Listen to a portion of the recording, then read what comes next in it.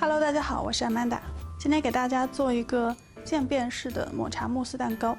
这个蛋糕没有什么其他可说的，就用一个字来形容就够了，就是美。有时候我会想要做出一些这种在外观上特别吸引人的东西来，对我来说也是艺术创作的一种吧。当然，味道肯定是非常好的，这一点毋庸置疑。下面就开始。首先，我需要做一个抹茶的戚风蛋糕底。在开始任何步骤之前，首先把烤箱预热到180度，然后来分蛋，蛋黄、蛋清分开。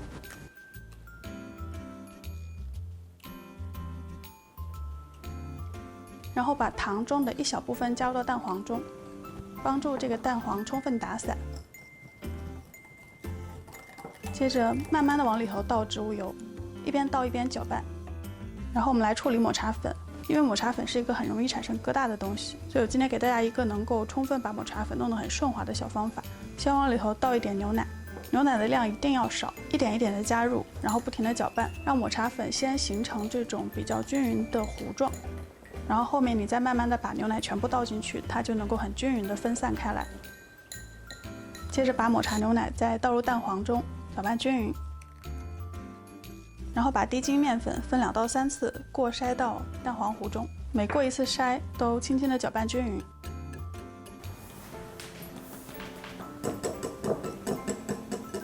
直到最后形成这样浓稠细腻的抹茶蛋黄面糊。下面来打发蛋清。因为我们一会儿是做片状的蛋糕，所以蛋清打发的程度不需要到特别高，你可以一次性把糖加入，用打蛋机来打，用先低速再高速，最后再回到低速的方式，可以减少过大的气泡。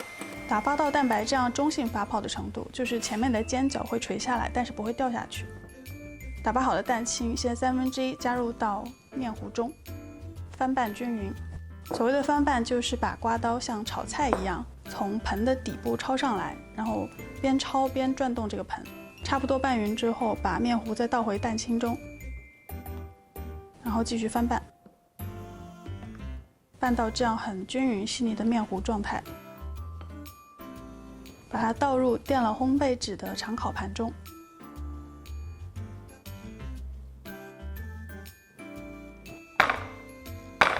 放入预热好的烤箱，烤15分钟。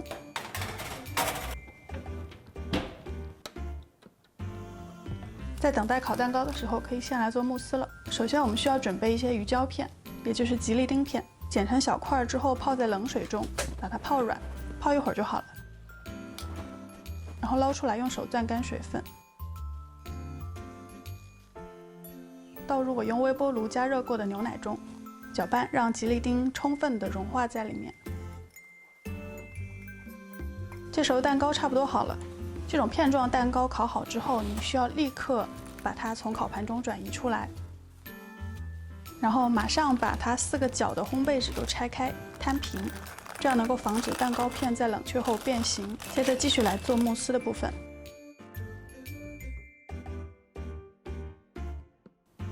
把刚才加过吉利丁片的热牛奶浇到奶酪上，奶酪是我提前从冰箱里后拿出来放在室温下软化过的。搅拌均匀，加入糖，拌成这样非常细腻没有颗粒的奶酪糊。如果你感觉有颗粒，可以用网筛过滤一下。接着打发奶油，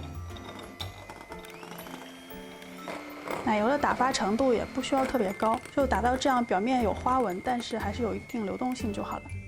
把奶酪糊先倒一部分到奶油中，跟刚才拌面糊一样，用翻拌的手法把它混合均匀，再把剩下的奶酪糊也倒进去，彻底拌匀成慕斯糊。然后下面就是艺术创作的部分了。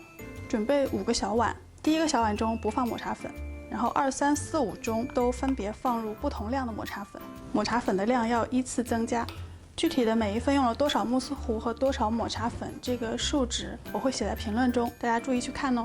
然后像我前面说过的，你需要先加一点点的水，大概1到2小勺到每一个装抹茶粉的小碗中，把这些抹茶粉都先拌均匀。接着就开始往小碗中倒入拌好的慕斯糊，最好是有一个小秤辅助你，倒的量会比较精准。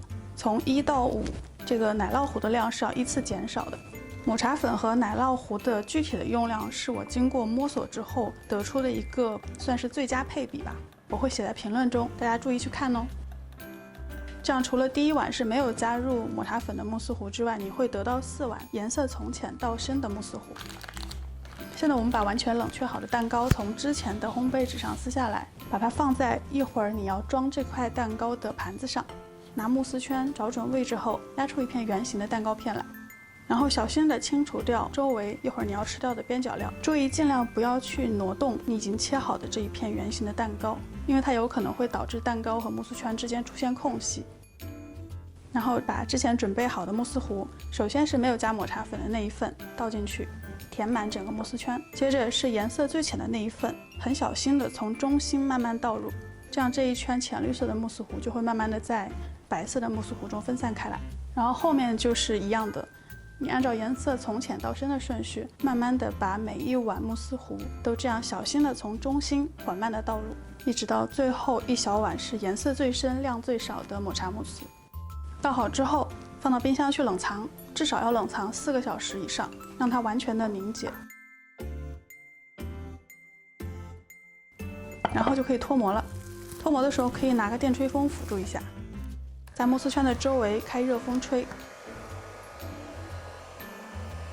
然后用手试一下，当你感觉慕斯圈能够晃动的时候，小心的把它拿起来。这份颜色非常美丽的渐变式抹茶慕斯蛋糕就完成了。切开看看，大家可以看到里面是分层非常明显的。我给出的这个慕斯的配方吃起来是非常轻盈，也不会腻的。然后加上每一层的这个抹茶的浓度都不一样，大家可以体会到不同的口感。希望你们喜欢。吃不完的蛋糕记得要及时放回冰箱去冷藏，不然会融化哦。好了，今天的节目就到这了。喜欢我的节目，或者喜欢抹茶慕斯，或者喜欢我本人的话呢，不要忘记点赞、订阅、关注、评论、转发、投硬币、投香蕉。谢谢收看，咱们下期再见，拜拜。